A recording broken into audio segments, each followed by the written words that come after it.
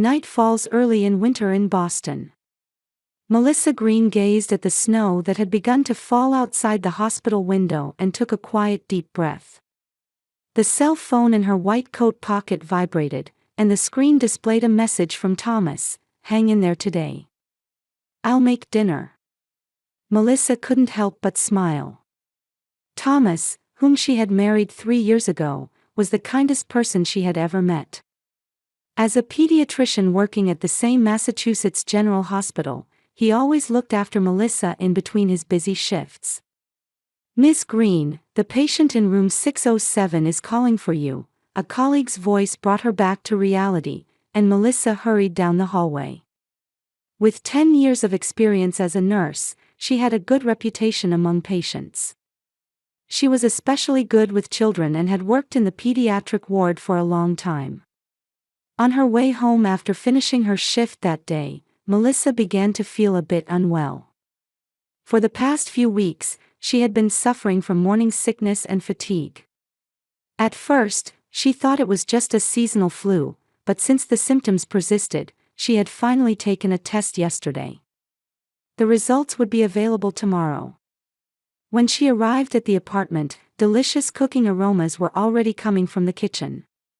Thomas, as promised, was preparing dinner.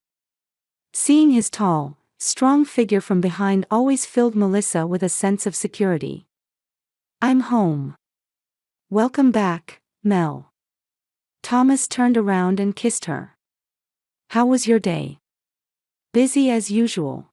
Do you know some people earn over $10,000 a month just by posting Reddit stories on YouTube? No face, no voice, just a laptop. I do it too, link below if you're curious. "But I'm fine," Melissa forced a smile. After dinner, they sat on the sofa watching TV. Melissa absently placed her hand on her abdomen. If the results were as she expected, she caught her breath. "What's wrong?" Thomas looked at her with concern. "Just thinking," Melissa paused before continuing. "By the way, my test results will be ready tomorrow." The next morning, Melissa's prediction was confirmed. She was pregnant. As she emerged from the hospital's testing room, her face showed a mixture of joy and anxiety. She quickly called Thomas, who was overjoyed, and rushed to her location immediately. "Mel, really?" Thomas embraced her, tears glistening in his eyes. "Our baby. I can't believe it." Melissa looked at her husband with tears streaming down her face. "Thomas, we're going to be parents." However, Melissa vaguely realized that not everyone in the family would share this joy. Her first call was to Thomas's parents, Robert and Eleanor. They immediately expressed their delight and said they would come to celebrate right away. In contrast, when she informed her mother Diane, the response was cold. "Trying to get attention again. Ashley just got her promotion," Diane's voice contained mockery. Melissa's sister Ashley worked at a marketing company. Like their mother, she didn't seem particularly happy about Melissa's pregnancy either. "What has Melissa done now?" Ashley's voice could be heard on the other end of the phone. Melissa took a deep breath to maintain her composure. Since childhood, she had been belittled by her mother and sister. Until her father William passed away 5 years ago, he was the only one in the family who truly cherished her. "Congratulations, Mel," were her mother's final words before hanging up, but Melissa knew they weren't sincere. Thomas's parents were completely different. Robert, a successful physician, and Eleanor, who headed a local charity organization, had welcomed Melissa like their own daughter from the day they first met her. "Melissa, I'm so happy to welcome you to our family," Eleanor said at that evening's dinner, holding her hand. "You'll need a lot of support from now on, so please don't hesitate to ask for anything."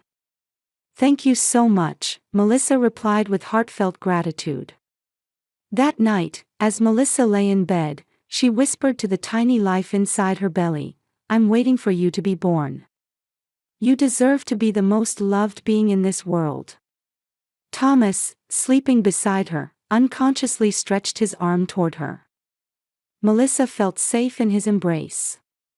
Soon they would be a family of 3. The loving, real family she had always wanted was finally taking shape. Maybe once the baby is born, my mother and sister will change, Melissa hoped as she closed her eyes. As the pregnancy progressed, Melissa's body began to change. Despite battling occasional severe nausea and fatigue, she continued her work as a nurse. And then, when she was 7 months pregnant, something unexpected happened. "Thomas, where are you?" Melissa clutched her phone with trembling hands. Though still 2 weeks before her due date, she had awakened at 3 a.m. to sudden, intense pain and realized her water had broken. As a nurse, she immediately recognized these were real contractions. "Mel, are you okay? Did something happen?" Thomas's voice sounded distant, with the faint noise of a convention hall audible on the other end. He had left 2 days earlier to attend an international pediatric medicine conference in Chicago. "The baby, it's coming now," Melissa answered, grimacing in pain. "My water broke." "What?" "But we still had 2 weeks to go." Thomas's voice immediately grew serious. "Call a taxi right away. I'll look for the earliest flight back to Boston. I'll call Eleanor too." "Thank you," she managed to say before the next contraction hit. Melissa barely managed to call a taxi and headed to Massachusetts General Hospital, where she worked. Upon arrival, the obstetrics team was already waiting for her. Her colleagues immediately sat her in a wheelchair and rushed her to the delivery room. "How many minutes apart are they coming, Dr. Green?" Dr. Summers, the obstetrician, asked in a calm voice. "About 7 minutes." Melissa answered, catching her breath. "But they're getting closer together." After basic examinations, Dr. Summers told her, "Your cervix is only dilated 3 centimeters. This might be a long battle, but you'll be fine." Less than an hour after Melissa lay down in the delivery room, the door opened and Eleanor rushed in, looking pale. "Melissa, are you all right?" "Thomas called me." Eleanor took her hand and looked at her with concern. "Eleanor, thank you for coming." Melissa's face showed relief. "What are you saying? You're my daughter. How could I not be by your side at a time like this?" Eleanor gently wiped Melissa's sweaty forehead. Tears welled up in Melissa's eyes. Would her own mother have responded like this? She wondered whether she should call Diane but didn't want to hear cold words from her mother at this moment. The contractions intensified over time. 6 hours had passed, and her cervix had only dilated to 5 centimeters. "Not yet," the obstetrician said. Shaking with pain, Melissa continued a video call with Thomas.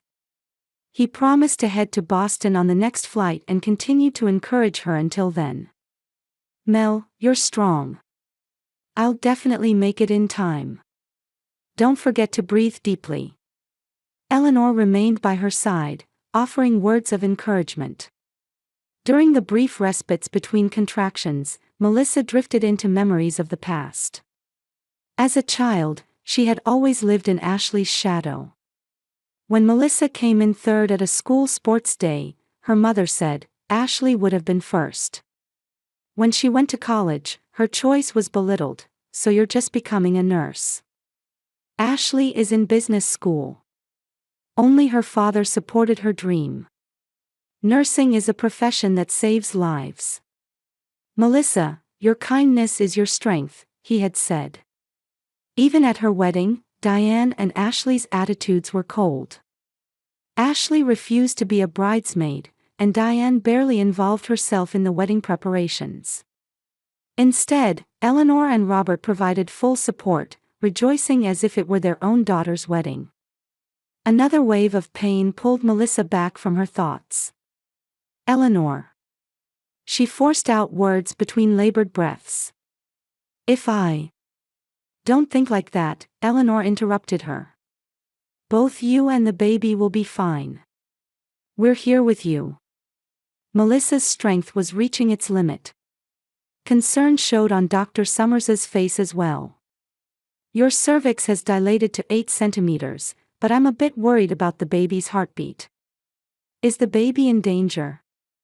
Melissa asked, trembling with fear. We're not at that stage yet. But if there's no progress, we might need to consider a C-section. Eleanor squeezed her hand even tighter. Whatever happens, we're here with you. Just then, the delivery room door burst open, and Thomas rushed in, out of breath. Mel. Thomas. Relief spread across Melissa's face. You made it. Of course, he hurried to her side and kissed her sweaty forehead. You've done well while I was away. An hour after Thomas's arrival, Melissa's cervix finally fully dilated. It's time, Melissa. Push with all your might during the next contraction, Dr. Summers instructed. With encouragement from Thomas and her mother-in-law, Melissa pushed with all her strength. Fighting to stay conscious through the pain and exhaustion, she held on desperately. I can see the head. Just a little more. Dr. Summers's voice seemed to come from far away. With one final push using all her remaining strength, suddenly the room filled with the sound of a baby crying. It's a girl. A very healthy girl. Dr. Summers announced with tears in her eyes. The baby was immediately placed on Melissa's chest. A tiny wrinkled face, a head with just a hint of hair, and small fingers slightly open. Melissa was overwhelmed by a wave of love beyond this world. Hello, Emma, she whispered to the baby. I've been waiting for you to come. Thomas gazed at his wife and daughter, unable to hold back his tears. Mel, thank you. She's our daughter. Eleanor also shed tears at the birth of her granddaughter while taking pictures with her camera. She's perfect. I must let Robert know. Melissa was enveloped in the ultimate happiness, surrounded by those who loved her. But somewhere in her heart, she wished her real mother and sister could share this joy too. Holding the baby in her arms, she resolved, this time, Mom will surely be happy. Thomas, can I call my mother? Melissa asked her husband a bit anxiously. Of course, Mel. Thomas understood her determination and handed her his mobile phone. She must be happy about the birth of her grandchild. Melissa took a deep breath and dialed her mother's number. While gently cradling the baby in her arms, she waited for her mother to answer. This time, maybe our relationship will change, she thought as she looked at her daughter for the first time. Emma was breathing peacefully. Hello, Diane Green speaking, her mother's voice came through the phone. Music and laughter could be heard in the background.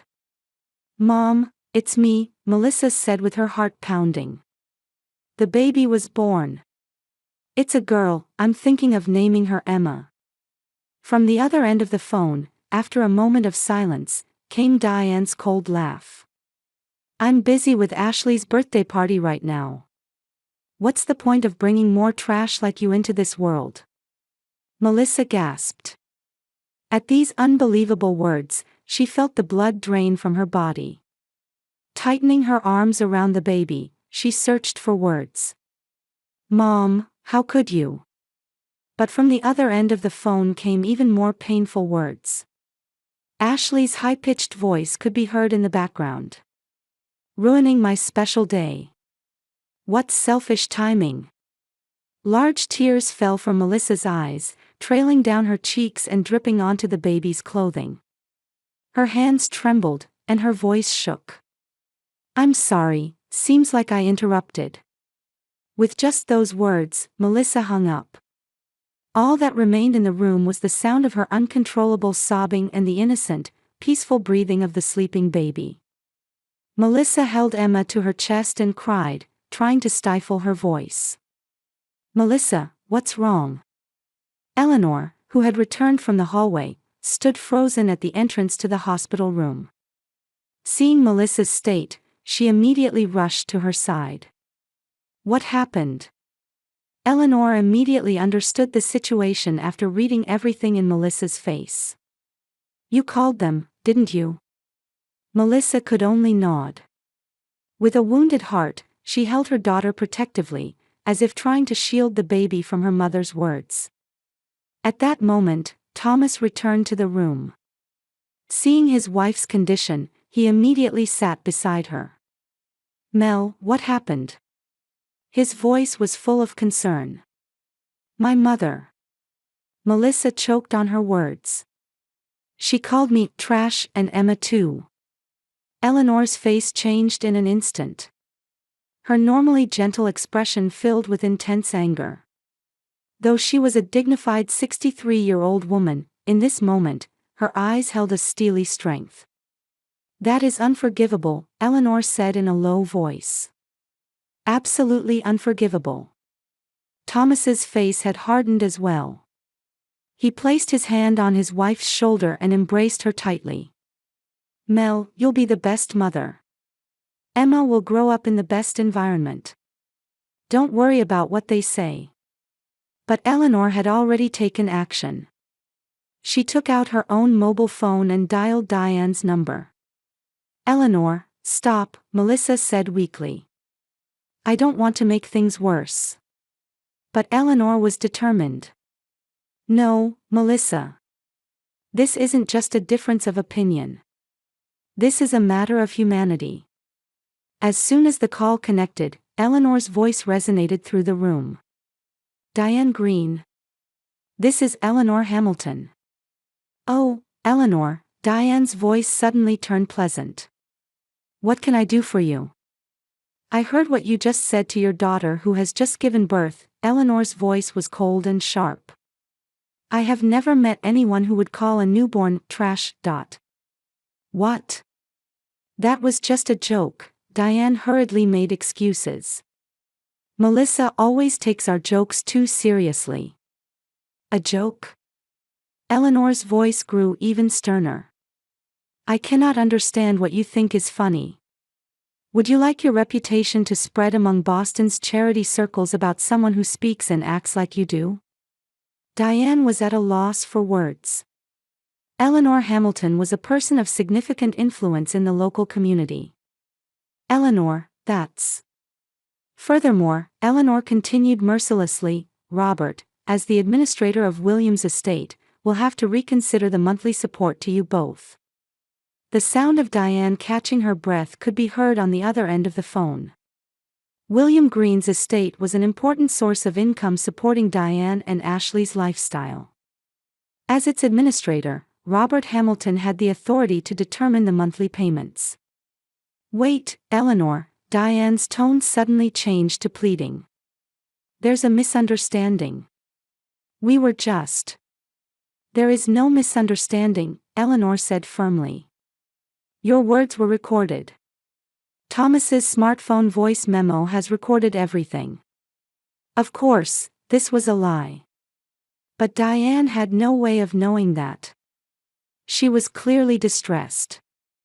Please, Eleanor. We're family. Real family doesn't treat each other this way, Eleanor stated calmly. Melissa and Emma are our family. Whether you are part of that family depends on your actions from now on.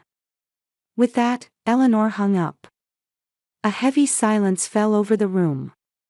Thomas was already operating his own phone. I've posted about Melissa's delivery and her mother's comments in the family group chat, he said quietly. Dad knows by now. Melissa was confused. Thomas, Eleanor, you didn't have to. No, Melissa, Eleanor said gently but firmly. Sometimes it's necessary to draw boundaries. This isn't just to protect you.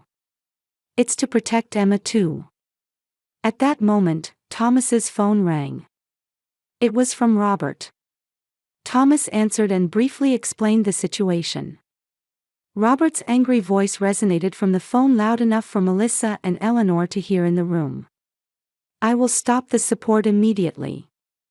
The contract includes a clause for if the recipient behaves inappropriately toward the trustee's family. This clearly falls under that category. Thomas nodded and hung up. Dad has taken action. He says the legal procedures will be completed today. Melissa lay in bed, trying to understand all that had happened. She looked at Emma. The baby was sleeping peacefully on her mother's chest. Tiny hands, round cheeks, lips moving slightly. How could anyone call this innocent being trash? I'll be strong, Melissa said in a small voice. For Emma. That night, Melissa couldn't sleep. But it wasn't because of sadness, it was because of a new determination and a sense of mission to protect her daughter. In her arms, Emma slept peacefully. Outside the window, stars shone in the Boston night sky. Melissa felt a new strength growing within her for the first time. The next morning, there was a knock at the hospital room door. Melissa, it's us. Hearing that voice, Melissa's body tensed immediately. On the other side of the door were Diane and Ashley. She readjusted her hold on Emma and took a deep breath to calm herself. Come in, she answered in a small voice. The door opened, and Diane and Ashley appeared. Both looked more disheveled than she had ever seen them. Diane's hair was messy, and her usually perfect makeup was smudged. Ashley wore glasses and sneakers instead of her usual high heels. They each carried large bouquets of flowers and gift bags. Melissa. Diane approached her daughter with tearful eyes. I'm sorry. Really, really sorry. We meant it as a joke yesterday, Ashley added. She too spoke in a small voice, quite different from her usual arrogant attitude. Just fooling around that got out of hand. Melissa stared at them, unsure how to respond. Yesterday's words echoed too vividly in her head to be easily forgiven. However, her usual desire to avoid conflict and maintain family peace still lingered in her heart. I understand, she finally said. But those words were. I know, they were terrible, Diane quickly interjected. She placed the bouquet on the nightstand and a small present on the edge of the bed. We truly regret it. Can we see our granddaughter? Melissa hesitated but raised Emma slightly in her arms so they could see. Her name is Emma. What a beautiful child. Diane whispered. May I hold her? Before Melissa could answer, the hospital room door opened again. Thomas and Eleanor entered. Their faces showed surprise and caution. Good morning, Thomas's voice was cold.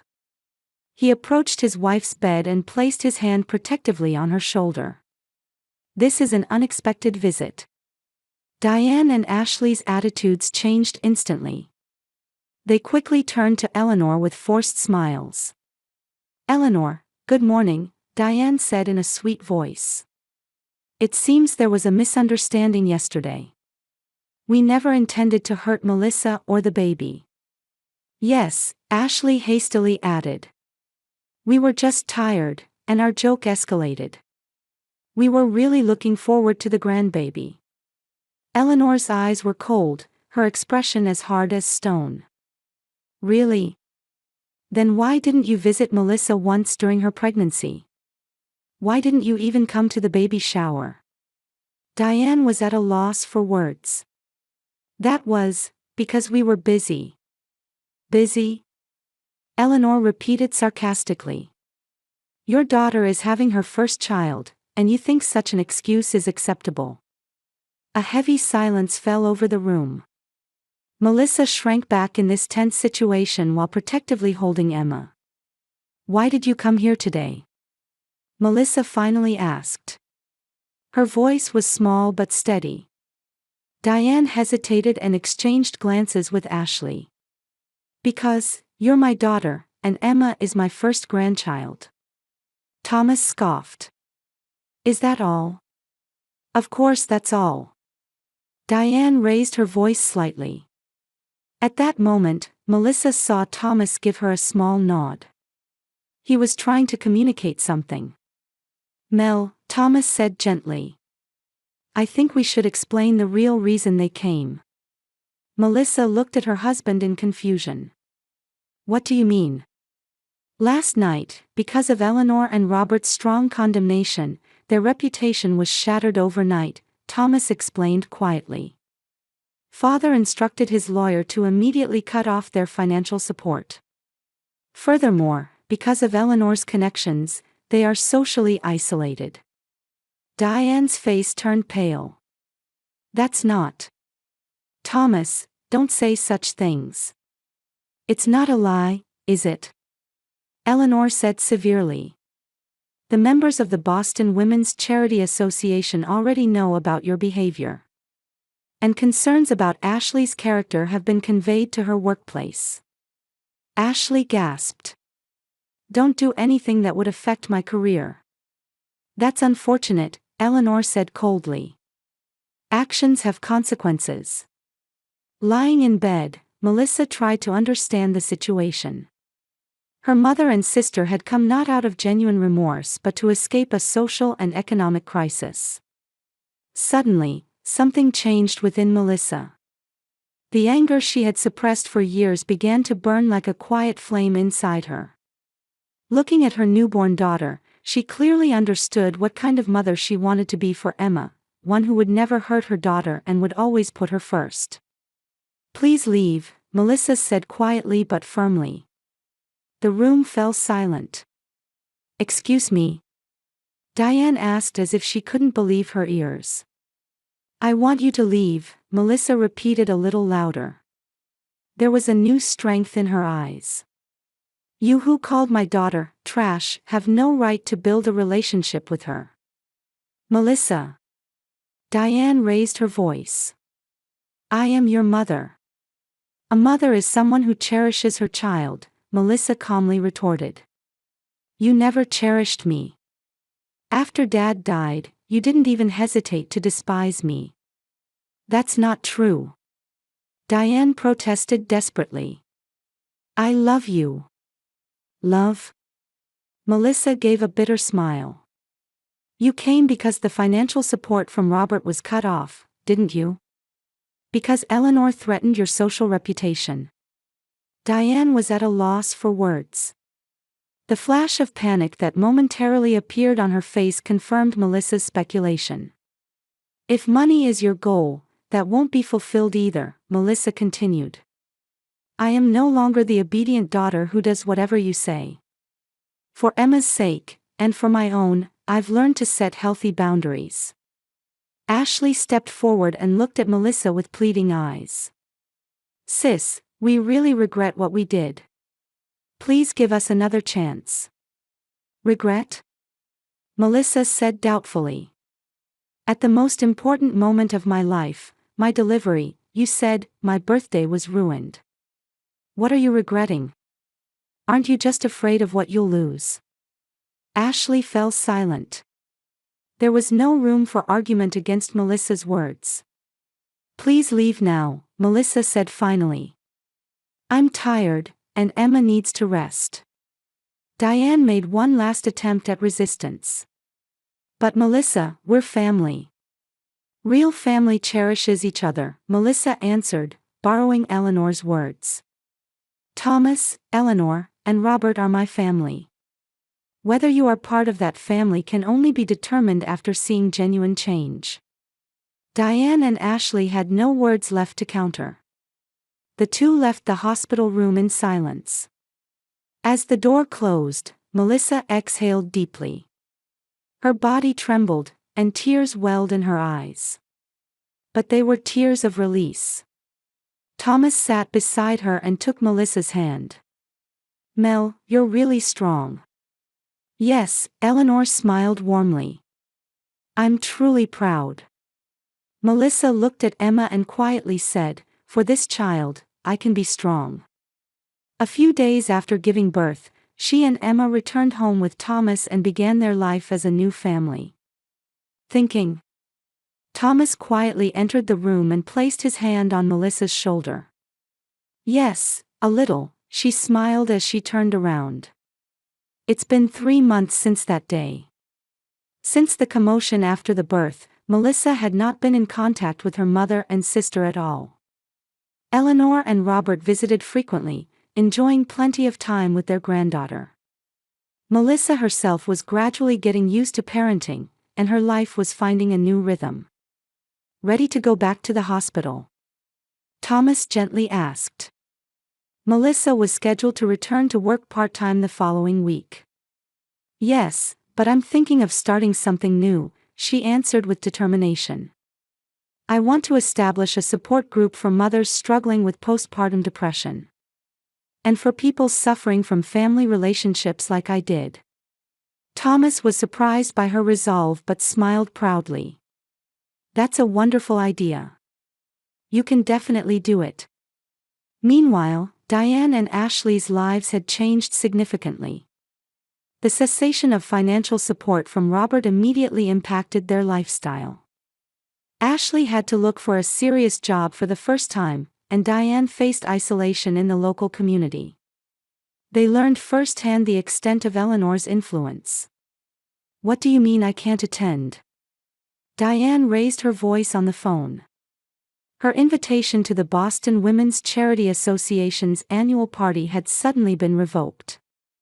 I'm sorry, but it's the committee's decision, she was told in a cold voice. Ashley also noticed her reputation at work plummeting. Cold glances from colleagues and her comments being ignored in meetings made her reflect on her actions for the first time. One day, Ashley sat in a psychologist's office. I just always wanted attention, she confessed in a small voice. Melissa was always calm and kind, maybe I was jealous of her. A letter arrived at Melissa's house when Emma was about 5 months old. The envelope was addressed in her mother's handwriting. Melissa picked up the envelope, hesitating whether to open it. Thomas sat next to her and quietly said, "It's your decision. What do you want to do?" She took a deep breath and opened the envelope. Inside was a handwritten letter. Dear Melissa. For many long years, I could not acknowledge the mistakes I made toward you. I sincerely apologize for calling your baby trash that day in the hospital. I won't make excuses. I was wrong. If possible, could I someday meet my granddaughter? Under whatever conditions you set. With love. Mom. Melissa finished reading the letter and quietly folded it. What will you do? Thomas gently asked. I can't decide right away, she answered quietly. If she shows real change, I might gradually consider rebuilding our relationship. But for now. She looked at Emma's crib. For now, protecting this child is my priority. Melissa stood by the window, gazing out at the world. Her life had changed dramatically. She was no longer just an obedient daughter but had become a strong mother. She had learned through experience that blood ties alone don't define family, true love and respect are what form family bonds.